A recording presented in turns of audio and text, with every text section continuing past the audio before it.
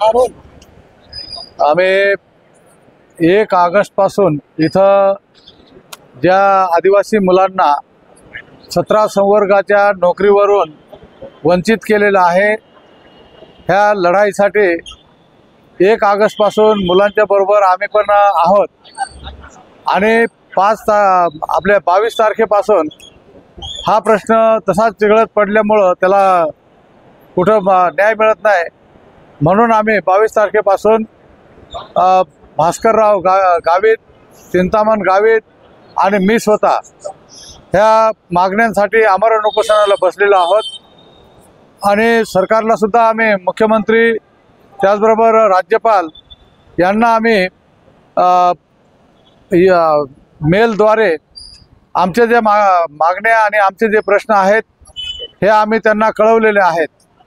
आणि तरीही अद्यापर्यंत आम्हाला कोणीही प्रतिसाद दिला नाही। शासन स्तरावरून आणि प्रशासन स्तरावरून सुद्धा कोणी प्रतिसाद दिला नाही, विचारायला सुद्धा कोणी आलं नाही। आणि म्हणून आम्ही आज असं जनतेला आवाहन केलंय, महाराष्ट्रातील 13 जिल्हे पेसाचे आणि इतर जिल्ह्यांमध्ये असलेला आदिवासी समाज यांना आमचं आवाहन आहे की पेसा कायद्यामध्ये जे आपल्याला अधिकार दिलेले आहेत, बाबासाहेबांच्या घटनेमध्ये शेड्यूल 5 आणि शेड्यूल 6, अनुसूची 5 आणि 6 ह्याच्यामध्ये बाबासाहेबांनी आम्हाला जे आदिवासींना वरती समाजाबरोबर आणण्याच्यासाठी जे अधिकार दिलेले आहेत ते अधिकार आम्हाला मिळाले पाहिजेत। आमच्या बऱ्याचशा नोकऱ्या बिगर आदिवासींनी चोरलेल्या आहेत। ज्या मुलांच्या हातामध्ये नोकरीची ऑर्डर दिली, ह्या सरकारने त्याच्या हातातून ऑर्डर हिसकाटून घेतलेली आहे। बाकीच्या लोकांना मात्र कुठल्याही प्रकारचं त्यांना अट न ठेवता त्यांना ऑर्डर दिलेली आहे। आणि म्हणून आदिवासींना वेगळ्या पद्धतीने वागवणं, त्याच्या न्याय हक्कापासून त्याला दूर ठेवणं हे आता आम्ही कोणी सहन करणार नाही। आणि आम्ही ह्यावेळेस ठरवलेलं आहे की ह्या प्रश्नाचा निकाल लागेपर्यंत आम्ही मागे हटणार नाही। आणि महाराष्ट्रातील आदिवासी जनतेला ज्या आदिवासीला आदिवासीबद्दल खराखुरा अभिमान आहे, तंट्या भील असेल, बिरसा मुंडा असतील, राघोजी भांगरे असेल, ज्याची परंपरा आदिवासी आतापर्यंत पाळत आलेला आहे, त्या आदिवासींना आमचं आवाहन आहे की उद्याच्या मोर्चामध्ये, उद्याच्या रॅलीमध्ये ह्या सरकारला आदिवासींची ताकद दाखवण्याची एक संधी मिळते। संबंध महाराष्ट्रातून आदिवासींनी एकवटून ह्या रॅलीमध्ये सहभागी व्हावं, अशा प्रकारची मी संबंध महाराष्ट्राच्या आदिवासींना आवाहन करतोय। आपण कोणीही न चुकता उद्याला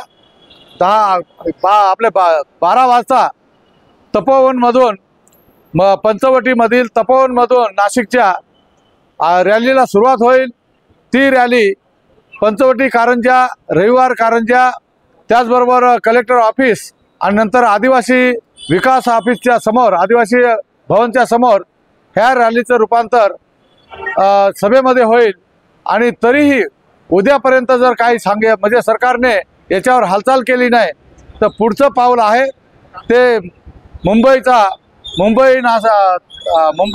दिल्ली आग्रा रोड हा मुंबई नाक्यावरती कायमस्वरूपी बंद करण्यात येईल। पण त्याचबरोबर संबंध महाराष्ट्रामध्ये रास्ता रोकोचा कार्यक्रम सुरू होऊन जाईल।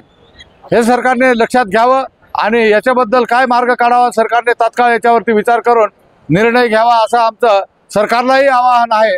आणि आदिवासींना पण आमचं आवाहन आहे, त्या 9 ऑगस्टला काही ठिकाणी आदिवासी दिन पाळला जातोय, पण त्या ठिकाणी फक्त नाचायचं काम राहतंय। खऱ्या अर्थाने आदिवासींचे हक्क आणि आदिवासींचा अधिकार ह्या आजच्या लढ्यामध्ये आहे। आणि प्रत्येक जो काही जाणकार आदिवासी आहे, समजदार आदिवासी आहे, आदिवासीबद्दल ज्याची अस्मिता जागृत आहे, त्या आदिवासीने उद्याच्या मोर्चामध्ये, उद्याच्या लढ्यामध्ये तो कुठल्याही पक्षाचा असेल, इथं पक्षभेद न ठेवता ह्या लढ्यामध्ये त्यांनी उतरावं आणि एकदा आदिवासीची ताकद महाराष्ट्राला दाखवून द्यावी, असं आवाहन मी आमच्या सर्व उपोषणाला बसलेल्या आणि ह्या आंदोलनामध्ये सामील झालेल्या सर्व आंदोलनकर्त्यातर्फे जनतेला आणि आदिवासी जनतेला आम्ही करीत आहोत।